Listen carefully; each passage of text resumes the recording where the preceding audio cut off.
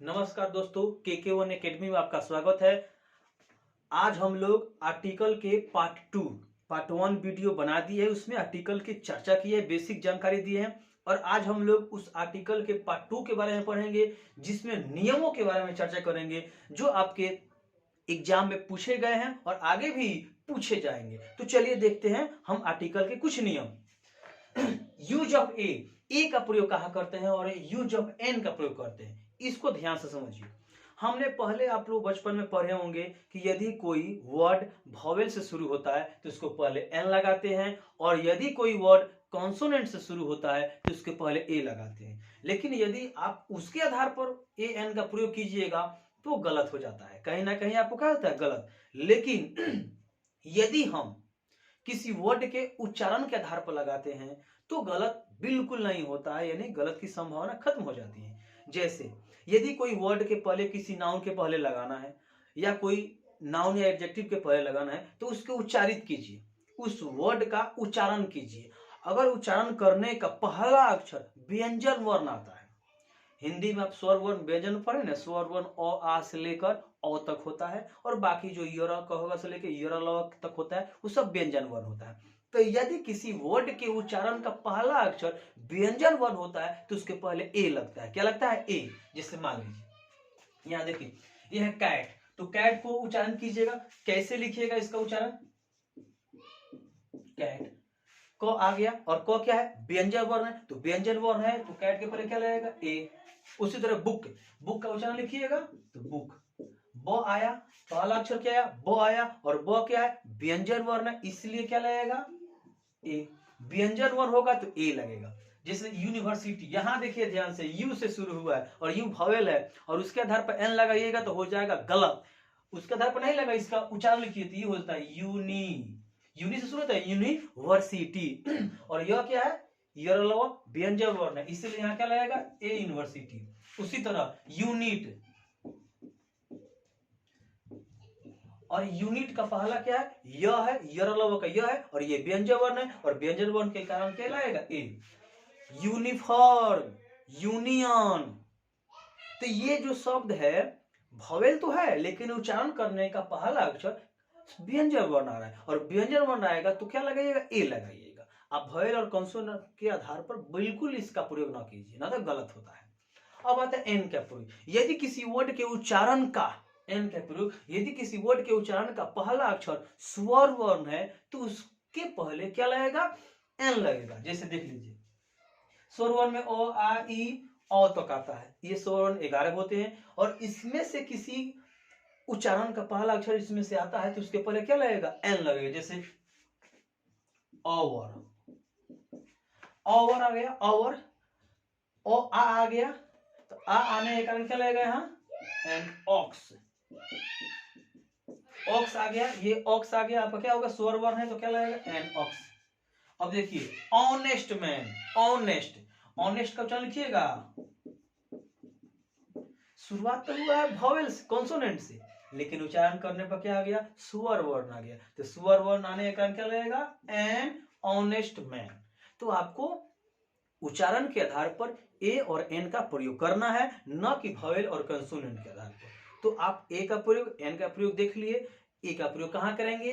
यदि किसी वर्ड के उच्चारण का पहला अक्षर व्यंजन वर्ण है तो उसके पहले ए लगाएंगे और यदि किसी वर्ड के उच्चारण का पहला अक्षर स्वर वर्ण है तो उसके पहले हम क्या लगाएंगे? एन लगाएंगे। क्या लगाएंगे? एन। अब देखिए यूज ऑफ द, हम द का प्रयोग से बहुत ज्यादा क्वेश्चन पूछता है, द का प्रयोग कहां करते हैं? देखिए, तो नदी, जितना भी हमारे देश या दुनिया में जो भी नदी का नाम है उन सभी नदियों के नामों के पहले आर्टिकल द लगता है। जैसे the Ganga, the Yamuna, the Kosi, the Brahmaputra, the Nile, तो ये जितने भी नदी है उन नदियों के नाम के पहले आर्टिकल द लगता है। अगर आप द नहीं लगाते हैं तो गलत हो जाए। जैसे the Ganga, the Yamuna, the Kosi, the Kaveri ना, द ब्रह्मपुत्र, द नील, तो जो भी नदी है उन नदी के नामों के पहले क्या लगेगा? द लगेगा। द नहीं लगाते हैं तो क्या हो जाएगा? गलत। अब आज देखते हैं पर्वत श्रेणी, सीरीज ऑफ माउंटेन, तो पर्वत श्रेणियों के नाम के पहले आर्टिकल द लगता है। पर्वत श्रेणियों, series of mountain, series of mountain के पहले द लगता है। अगर द नहीं लगाते हैं तो गलत हो जाएगा। जैसे the Himalaya, the Vindhyachal, the Alps. तो ये तीन आप याद रखिए, ज्यादा करके हिमालय इन तीनों से पूछता है, तो हिमालय के पहले आर्टिकल द लगता है, लगेगा, नहीं लगाए तो गलत हो जाएगा। एग्जाम में कॉमन एरर करके क्वेश्चन पूछा जाता है। लेकिन ध्यान रखिएगा, ये बहुत महत्वपूर्ण है, लेकिन पर्वत चोटी, देखिए ये पर्वत श्रेणी है, सीरीज ऑफ माउंटेन और पिक्स है, तो पर्वत चोटियों के नाम के पहले आर्टिकल द नहीं लगता है, और इस तरह से क्वेश्चन एग्जाम में पूछे जाते हैं और आप द लगाकर आ जाते हैं और वो गलत हो जाता है। जैसे माउंट एवरेस्ट, अगर यहाँ द माउंट एवरेस्ट लिखते हैं तो ये क्या हो जाएगा, गलत हो जाएगा। द माउंट एवरेस्ट नहीं होता है, सिर्फ माउंट एवरेस्ट, और इससे एग्जाम में क्वेश्चन पूछा हुआ है कि द माउंट एवरेस्ट, आप मार दिए, गलती हो जाएगा। तो आपका कॉमन ईयर में अगर द लगा के दिया है तो समझिए ये पार्ट क्या है, गलत है, ये भाग हिस्सा जो दिया रहेगा वो गलत होगा, यहाँ सिर्फ माउंट एवरेस्ट होगा, माउंट अबू है। उसी तरह नंदा देवी है। तो इन जितने भी पर्वत श्रेणी है, उन पर्वत श्रेणियों के पहले आर्टिकल द नहीं लगता है। पर्वत श्रेणियों, चोटियों, श्रेणी के पहले लगता है, चोटियों के पहले नहीं लगता है, पिक्स के पहले नहीं लगता है, सीरीज के पहले लगता है। अब आते हैं, देखिए सी, ओशियन, बे या गल्फ, कैनल, यानी सागर महासागर भी, खाड़ी हो, और कैनल का मतलब नहर, इसका मतलब खाड़ी, सागर महासागर, ये सी, ओशियन, बे या गल्फ और कैनल, अगर ये आता है तो इसके पहले आर्टिकल द लगेगा। तो एग्जाम में कैसे याद कीजिएगा, चाहे कैसे पूछेगा, तो सिंपल सा, अगर कोई भी सागर होगा तो उसके पीछे सी जरूर लिखा होगा, कोई भी महासागर होगा तो उसके पीछे ओशियन जरूर लिखा होगा, पकड़ में आ जाएगा। अगर कोई खाड़ी है तो बे या गल्फ लिखा रहेगा, बे और गल्फ जिसमें लिखा हो, जिसमें सी लिखा हो, जिसमें ओशियन लिखा हो, जिसमें कैनल, नहर, कैनल लिखा हो, यानी जिसमें कैनल लिखा हो, अगर ये लिखा है तो उसके पहले आर्टिकल द लगाइएगा, नहीं लगाइएगा तो गलती हो जाएगा। तो आप इसको देखें,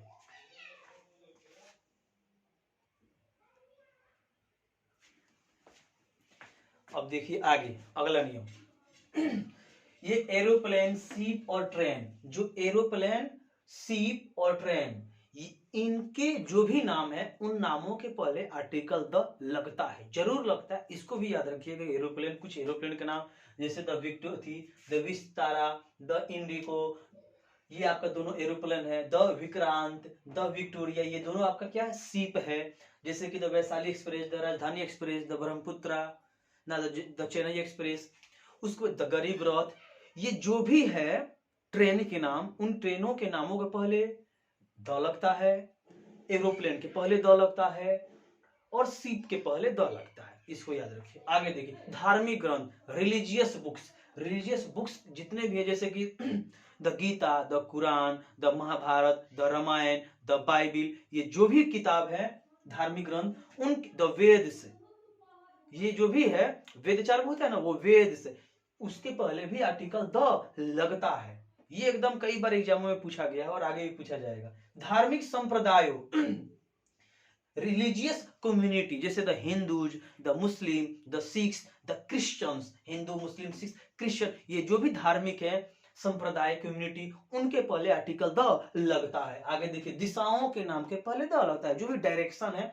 8 गो डायरेक्शन है, the north, the south, the east, the west, the east, the west, the north, the south, the north east, south west और द नॉर्थ वेस्ट, ये जो भी 8 दिशाएं हैं, इन दिशाओं के पहले आर्टिकल द लगता है।